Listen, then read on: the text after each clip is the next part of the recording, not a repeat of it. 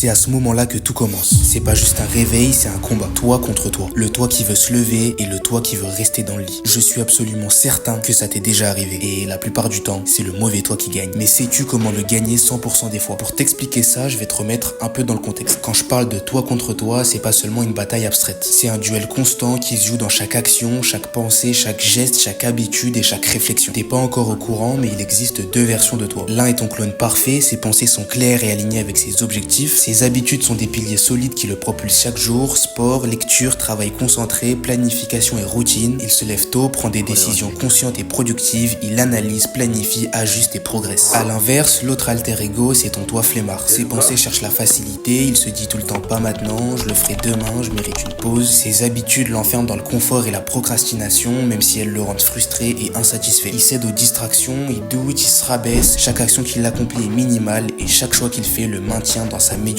Ces deux versions coexistent dans un seul corps et tu es le résultat du mélange de ces deux personnes. Évidemment, il y en a toujours un qui a plus d'influence que l'autre. Chaque décision, chaque geste, chaque pensée et chaque habitude est une bataille entre le toi parfait et le toi flemmard. Celui qui l'emporte aujourd'hui influence la personne que tu deviendras demain. Plus tu agis, penses et t'organises comme ton toi fort, plus tu déplaces ton identité vers cette version de toi que tu admires. À l'inverse, céder au toi flemmard renforce ses chaînes. La différence entre celui qui stagne et celui qui avance réside dans la capacité à aligner ses pensées, ses actions et ses réflexions avec ce qu'ils veulent vraiment accomplir. Chaque choix que tu fais comme ton toi parfait est une petite victoire dans ce duel intérieur qui, accumulé jour après jour, transforme ton quotidien et te rapproche progressivement de la meilleure version de toi-même. Et si parfois c'est difficile d'aligner ton attitude avec ce que tu veux vraiment accomplir, c'est à cause de la résistance qui empêche le toi qui avance de prendre action. La résistance, c'est cette force mentale qui se déclenche dès que tu veux faire quelque chose de difficile, d'important ou de significatif. Elle est la meilleure alliée de ton toi faible, elle n'a pas de voix mais tu l'entends très bien. J'ai la flemme, t'as le temps, tu le feras demain. C'est elle qui t'empêche de te lever quand ton réveil sonne, qui te pousse à ouvrir TikTok au lieu de ton ordi, qui te fait croire que t'as besoin d'être motivé pour agir. Et la différence entre ceux qui réussissent et ceux qui abandonnent, elle est là. Pas dans le talent ni dans la chance, mais dans la capacité à agir malgré la résistance. Parce qu'elle ne disparaît jamais et tout le monde y est confronté. Toi, moi, Michael Jordan, Steve Jobs, il n'y a rien à faire pour la supprimer. T'apprends juste à la reconnaître, à la dompter, à la traverser et plus tu le fais, plus tu deviens fort.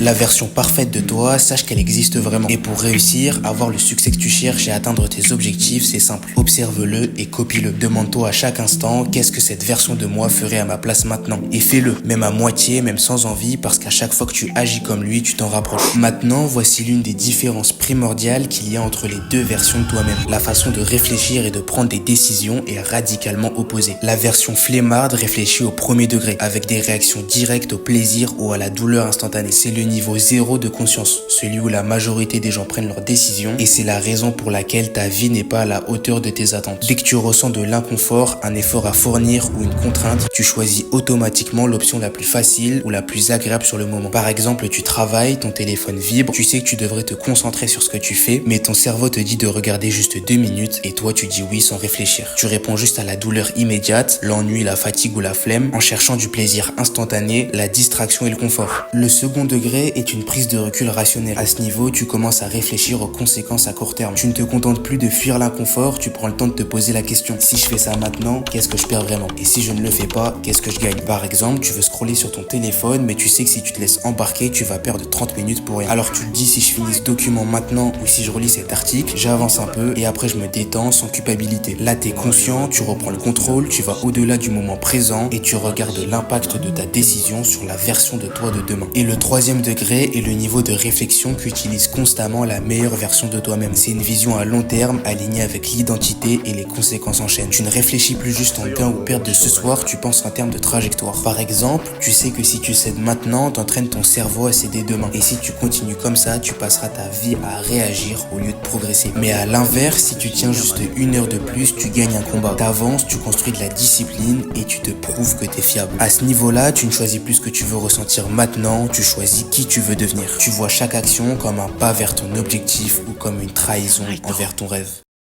Si tu veux vraiment agir comme au 3e degré, fais un geste qui colle à cette logique, un petit acte maintenant qui change ta trajectoire plus tard. Moi, je te propose un appel gratuit, sans pression, juste un échange pour savoir si je peux t'aider. Cet appel est surtout pour ceux qui ont un problème lié à la discipline ou à la productivité, que ça soit la flemme, la procrastination, la désorganisation ou la distraction. Alors si ce genre de blocage te parle, l'appel est fait pour toi. Mais attention, ce que je propose n'est pas une solution magique, c'est un point de départ structuré. C'est le genre de décision au 3e degré, pas sexy tout de suite, mais hautement rentable pour ton futur. Si t'es sérieux pour faire évoluer ta discipline, ta productivité et tes performances, cet appel peut être le premier pas qui fait basculer ta trajectoire. Voici les résultats de quelques personnes que j'ai aidées, donc si tu veux tenter ta chance, le lien est en description. En tout cas, j'espère que t'as kiffé la vidéo. Si c'est le cas, tu sais déjà comment tu peux me soutenir. N'hésite pas à cliquer sur tous les petits boutons en bas de la vidéo. Et nous, on se revoit plus tôt que tu ne le penses.